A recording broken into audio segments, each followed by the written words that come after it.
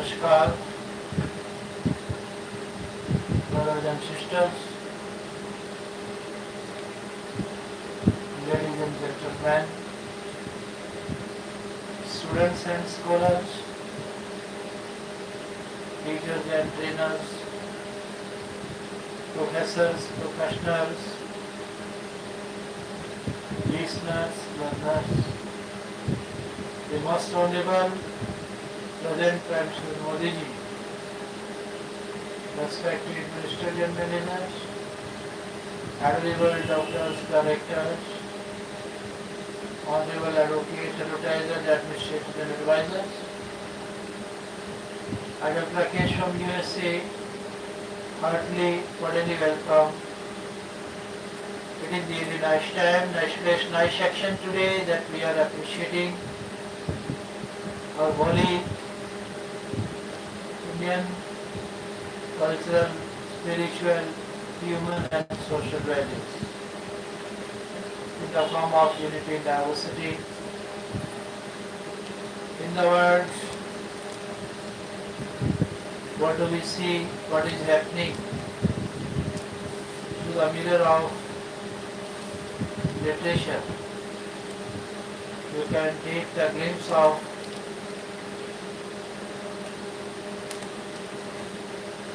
our surroundings.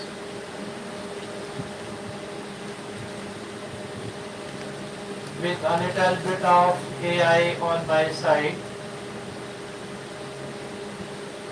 what's pushing an increasing number of Indians to chat GPT and other AI tools for relationship advice and emotional support. Less than a month before her wedding, Mumbai-based Vidya Thakur lost her fiancé to a heart attack. It had been 9 months since that day, and Thakur finally feels she is beginning to piece her life back together. On this healing journey, she has found an unexpected confident chat GPT. There are days when I am overwhelmed by thoughts I can't share with anyone. I go to chat GPT and write all about it. She is 30-year-old book blogger and marketing professional. The other day I wrote my head is feeling heavy, but my mind is blank, and ChatGPT empathized with me. It suggested journaling and asked if I wanted a visual cue to calm myself when I said no to everything. It said we can sit together in silence. Hundreds of kilometers away in China, a couple in their late 20s recently had a fight. Which got physical. Things have been rough between us for a while, but that day we both crossed a boundary and it shook us. She is Rana, a content writing professional. He and his wife decided to begin individual therapy with sessions scheduled once a week, but as Rana puts it, there are moments when something bothers you and you want to hurt immediately. He recalls one such morning, things weren't great between us, but I am someone who wishes her good morning. One morning I woke up and found her cold. No greeting, nothing. and I spiraled. I felt anxious and wanted to confront her. Instead, I turned to ChatGPT. It reminded me that what I was feeling was just there, a feeling, not a fact. It helped me calm down. A few hours later, I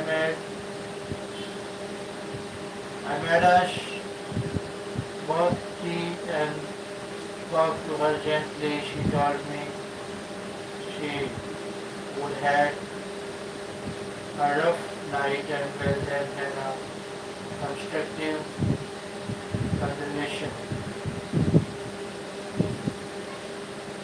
A Stanford University study revealed that low-cost, accessible AI therapy chatbots powered by LLMs can introduce biases and failures with potentially dangerous consequences.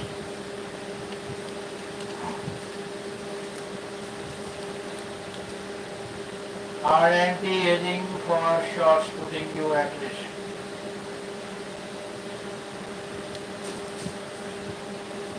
The many kitchens of Sri Lanka is not one cuisine, it's five or maybe more.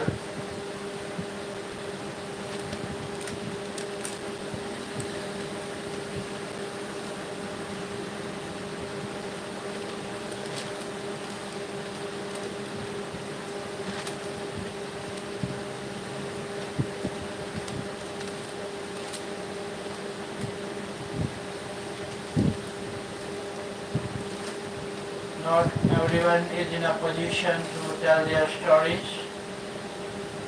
Producer Joya Akhtar, Rima Kakti and director Aisha Sood on their docu-series in plunged the need for authentic representation and the challenges faced by the industry. The conversation was moderated by Alak Shahani. Last one standing. As we note, Capri's fire gets international attention. A look at the serendipitous entry of his lead actors into the film that explores migration, old age, and loneliness. As dark clouds hover and block the snow-capped Himalayas, as thunder rumbles, Babu is preparing a fire. Amma, his wife, is watching him as he says, I am making this for you. The moment of desolation and loneliness engulfs the frame as this elderly couple realizes they are alone in the mountains. Director Vinod Kumar film Fire 2024 is much as a meditation on love and longing as it is about time and memory as their village in the Uttarakhand mountains empties with people living for better opportunities in the city. They await their son's return. Central to the film is the silence, broken only by the banter of the two heavy and ends looming over their heads.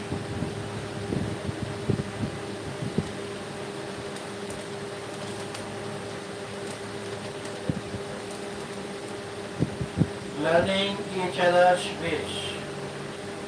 Karen Howe's Empire of AI joins a long list of non-fiction on AI that brings nuance and much needed skepticism of the subject while being acutely aware of its potential.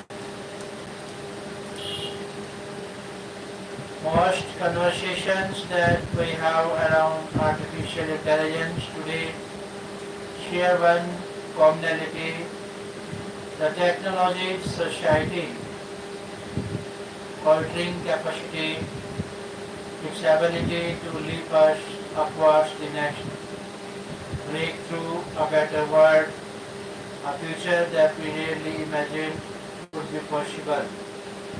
The founding mission of OpenAI, the company that made AI a household name through ChatGPT in 2022, is to ensure that artificial general intelligence, AI systems that are generally smarter than humans, benefits all of humanity. Behind this seemingly optimistic idea, tech reporter Karen Howe argues, is the strength of empires of world, a civilizing mission that promises modernity and progress while accumulating power and money through the exploitation of labor and resources. Labor in Ocean, an informative, well-written book that explores the ideological moorings and philosophy of Pakistan. Dilkar Srivastava is an IFS officer whose knowledge of our neighbor Pakistan is complete and exhaustive. He worked at the Indian consulate in Karachi in the early 90s. Personally met many of the people who shaped the history of that country and even had encounters on a couple of occasions with ISI operatives masquerading as unknown gunmen. His new book, Pakistan, Ideologies, Strategies and Interests, examines the ideologies that shape the country's foreign and domestic policies. Pakistan Army Chief Asim Munir, in his speech on July 16, emphasized a superior ideology that includes but is not limited to the two-nation theory.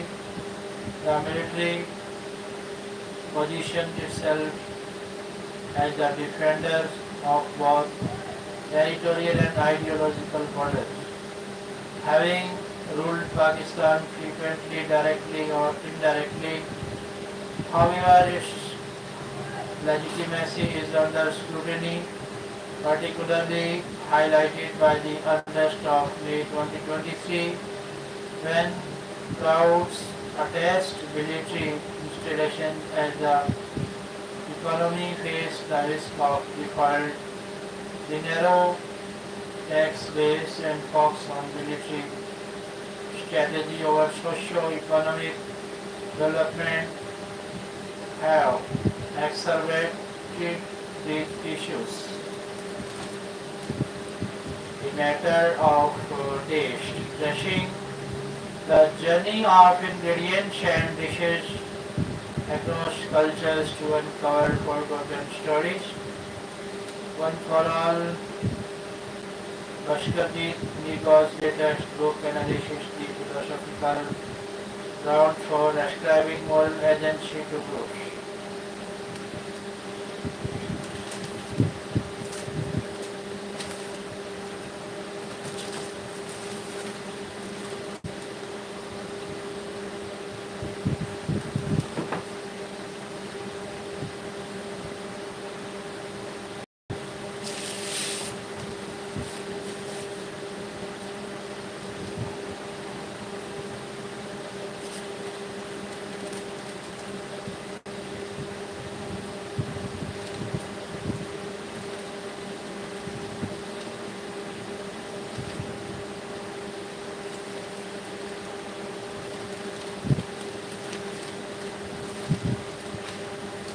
How to build, how to grow. How to build, how to grow.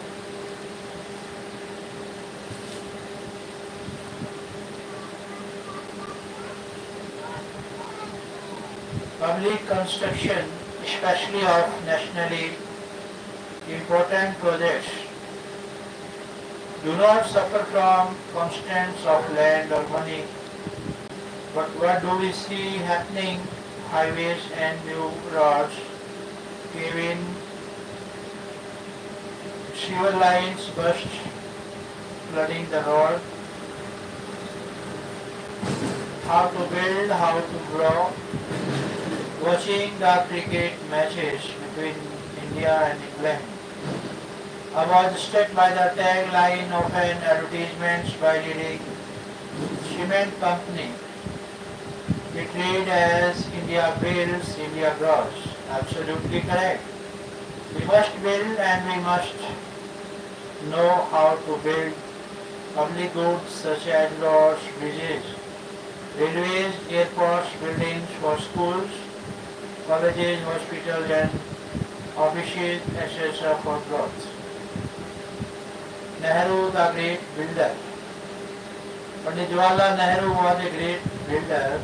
The criticism of Nehru later is not words or twopence. In 1947, the population was 350 million and growing, and the literacy rate just 12%. Under Nehru's 17-year stewardship, he built schools and colleges. He was the main driver of important institutions and projects like IITs, IIMs, steel plants, IOC, ONGC, NLC, HAL, BHEL, BHEL, ISRO, Bakra Nangal, Irakund, Damodar Valley and countless others.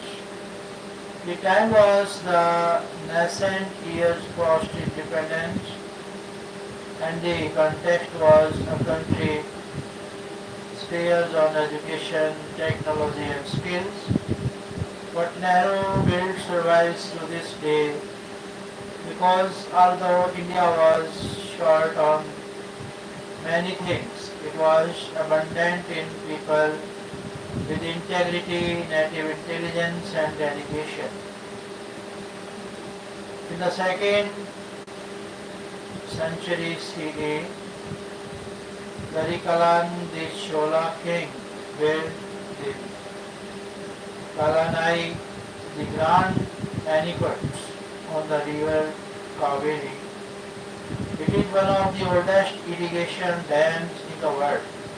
It is built from unhewn interlocking stones without any binding material like mortar and is in use today for irrigation and flood control. The Taj Mahal was completed in 1653. The building materials were red sandstones, marble, brick in lime, mortar and well foundations to ensure stability, south black and north black. The sheet of the central government were completed in 1931. They are magnificent and solid buildings. India has a 2000-year tradition of constructing iconic structure. India continues to build every day, but there is a twist. Every citizen knows the difference in the quality and endurance between private construction and public construction. Building contractors are engaged for both types of construction, but their behavior is different. The processes are also different. Private versus public construction. In the essay, I am concerned with public construction. Using public money, private construction vary in quality depending upon the choice of architect and contractor and availability of funds public construction, especially of nationally important projects, do not suffer from constraints of land or money. But what we do, we see happening: highways and new roads cave in, sewer lines burst, flooding the road. On Ashoka Road, New Delhi, a sewer line burst and the road carved in for the third time. In the last 18 months, cars and buses fall into large depressions on the road. In Gwalior, 15 days after a rupees 18 crore road was opened to public, it caved in. In Morbi, Gujarat, 141 people were killed when a bridge collapsed 4 days after it was ostensibly repaired and reopened to the public. It was found that an unqualified company had repaired and restored the bridge using substandard material. In Bihar, no one is surprised when bridges collapse shortly after or even during construction. One bridge fell 3 times in June. People of Ashbag, Bhopal discovered to their order at a 648-meter bridge that had been constructed after 7 years of bickering between the railways and the PWD had a 90-degree turn. There are many reasons for such colossal waste of time and money. The first reason is total lack of accountability. The prevailing rule seems to be that since many persons are responsible for a disaster project, eventually no person is held accountable. A long history of group immunity has metamorphosed into group impunity. Another reason is the process. The lowest price bid is usually selected as the winning bid department from the lowest prices. Bid invites questions and often an inquiry. So I depart, the winner uses substandard material and takes liberty with the approved plant in order to make money in many tenders. The bidders collude among themselves to allow a contractor to quote a winning price above the estimate. The winner uses the money above the estimate to pay bribes. The design drawings and estimates are prepared and supervised by poorly qualified persons. The senior officials who had climbed the ladder are not abreast with improvements in design and materials, advanced construction technology and machinery, and management practices that save labor, money and time. A major reason is political corruption. There is competition among ministers for so-called lucrative portfolios. There is a rate card in many states. Some departments, agencies are notorious for deplorable execution of projects. PWDs are at the top. PDA and equivalent bodies that build low-cost housing in relatively complete slums are near the top. Highways and railways are not far behind. But the Gorgian knot. It's a Gorgian knot that cannot be unnoted. It has to be cut. That means phasing out the public agencies that build public goods. Past efforts to reform the system have failed, and will, if attempted again, fall again.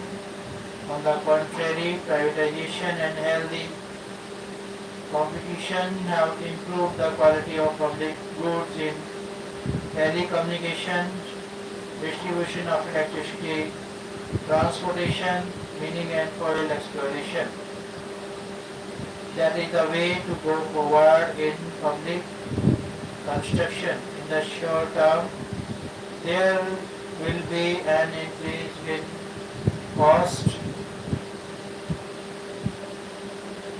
Cartels will be formed, weaknesses will emerge. We must make corrections and keep faith in the new path. Private enterprise to build public goods amidst genuine healthy competition. We need governance, not politics. Let us take a break, please.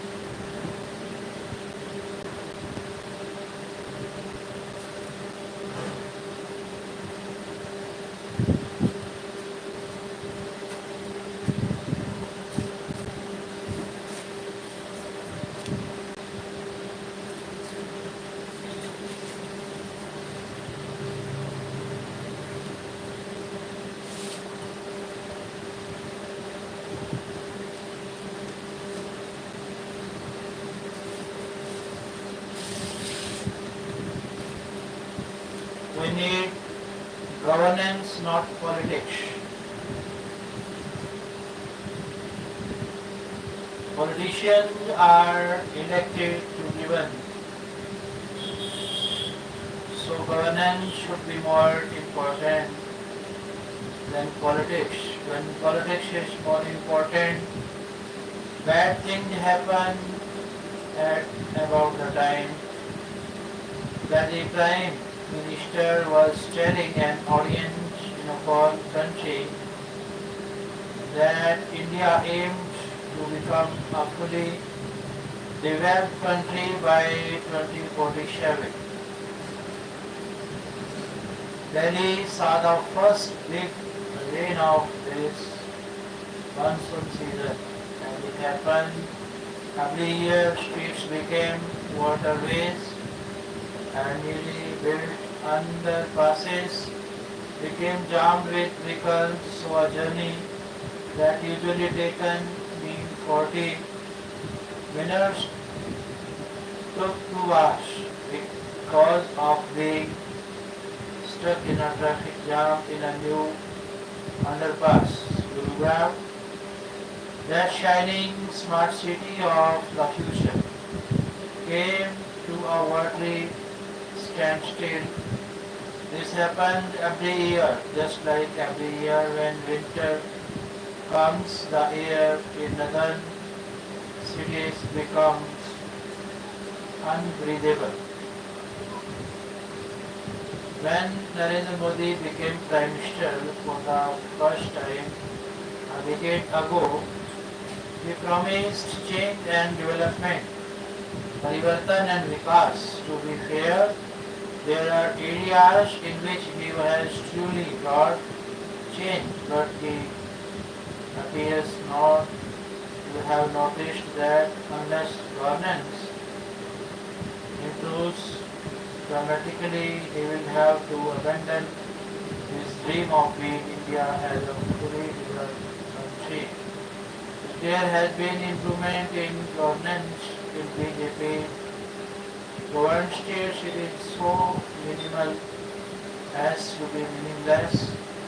Everyone has their theories and about why India continues to be so badly governed, especially at the municipal and village level, and in my usual humble way, I would like to submit my theory today. Governance has remained animal abysmal because political priorities have been more important. A fine example came last week from Maharashtra with the state's new special public security law. It was passed in the assembly by a voice vote.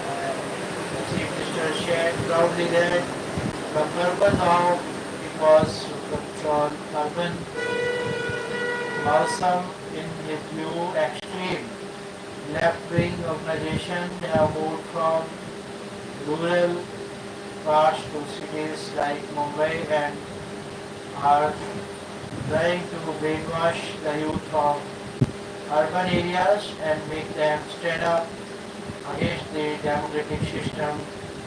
As nobody told him that this is a bad law, because anyone spouting leftist ideas could be jailed for his view.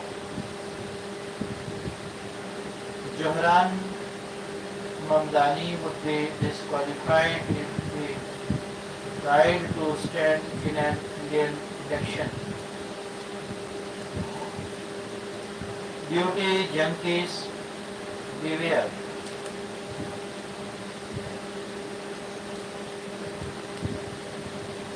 It is one supposes an acceptable pitfall of being the modern equivalent of King Midas, that when hosting a glittering wedding in romantic Venice, every aspect will be thoroughly investigated and gleefully analyzed. The Bezos weddings provide much list for the humor wings, from the home parties to love lives of antecedent commissioners.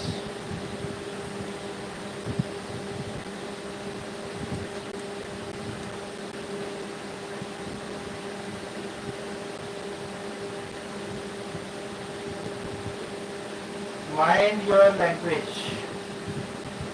If I never learned to speak Marathi fluently in my childhood, it was because then there was no impetus to do so. In those days, Gujarati was the lingua franca in the courts, the love street and the business world. How easy prepared roles for India's first faults. The confusion on the ground that has made special intensive revision of electoral laws in Bihar brings to mind the mammoth task involved in preparing the electoral laws for the 1952 election.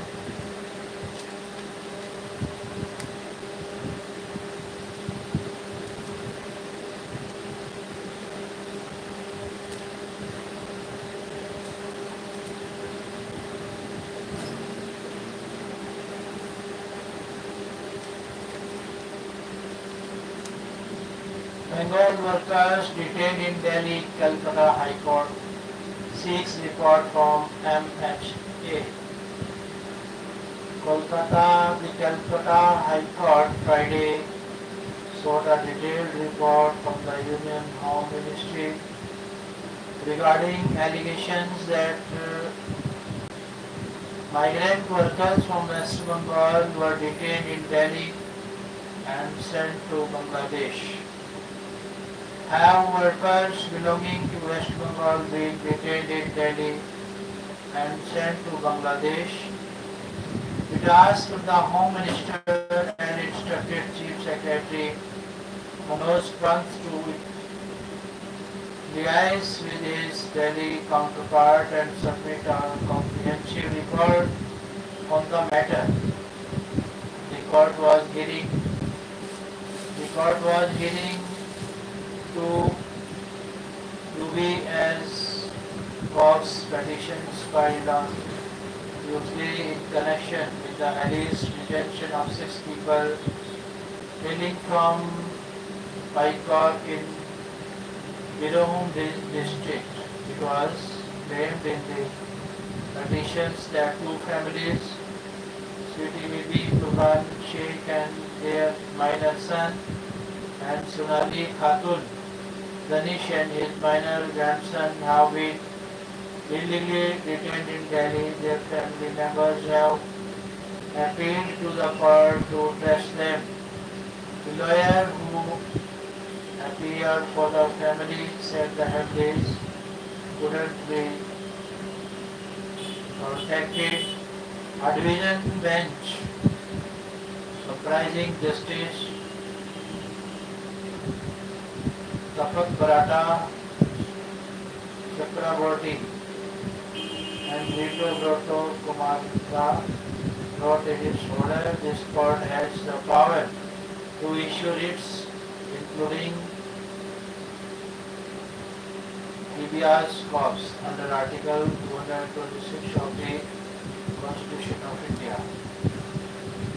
Had we been Rohingya or Bangladeshi, we would have been removed by now. Write FIR in a way that I get hanged, Radhika Yadav's father told police. Monday officials opened bank accounts to aid Himachal baby who survived flood. Odisha tribal couple tied to York was to block field for marrying secretly. Strictly enforce rules while issuing Aadhaar card marriage to Chief Secretary.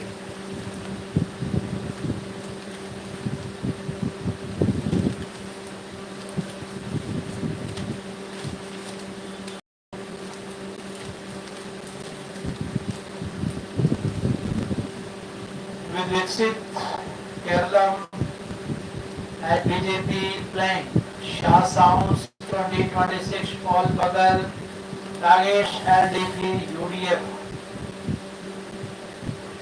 kickstarting the BJP campaign for the upcoming local body poll in Kerala. Union Home Minister Amit Shah Saturday said the party that NDA would gamer more than 25% of votes in these polls and would win most of the votes in the state. Shah was addressing a convention of the BJP ward level leaders after inaugurating the party's new state headquarters in Trivandrum. Screening does not stop after visa given. USA will deport those who break law.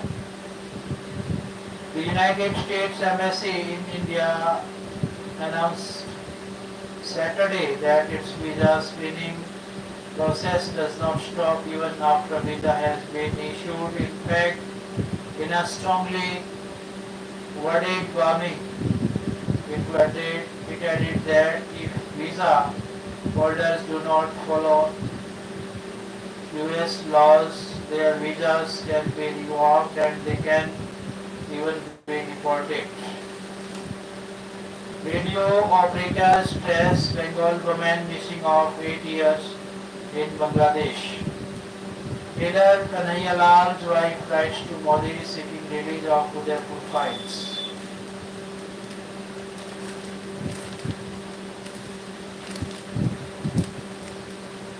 Lift it like Mirabai.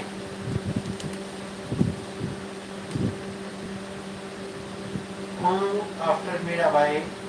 It's a question that has grappled Indian weightlifting for long, prompting the athlete and her coach to work on a goal. Find the next Mirabai Mihir Vasuda travels to their academy in UP. They have 43 children between 8 and 14 from across the country have been lifting clean and dreaming big.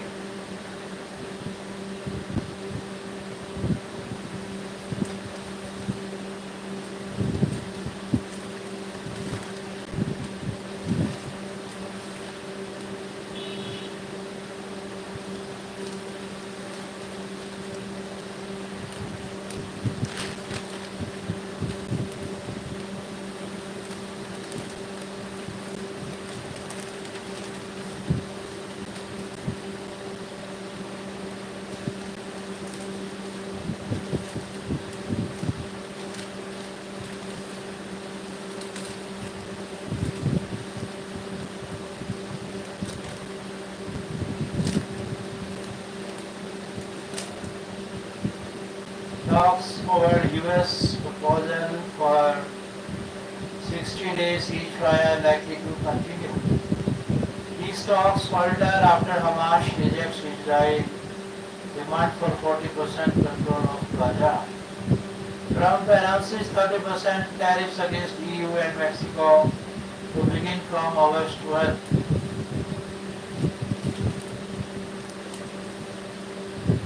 President Donald Trump from Washington Saturday imposed a 30% tariff on imports from Mexico and the European Union starting on August 1st after weeks of negotiations with the key trading allies failed to reach a more comprehensive trade deal. The fresh tariffs were announced in separate letters posted on Truth Social on Saturday.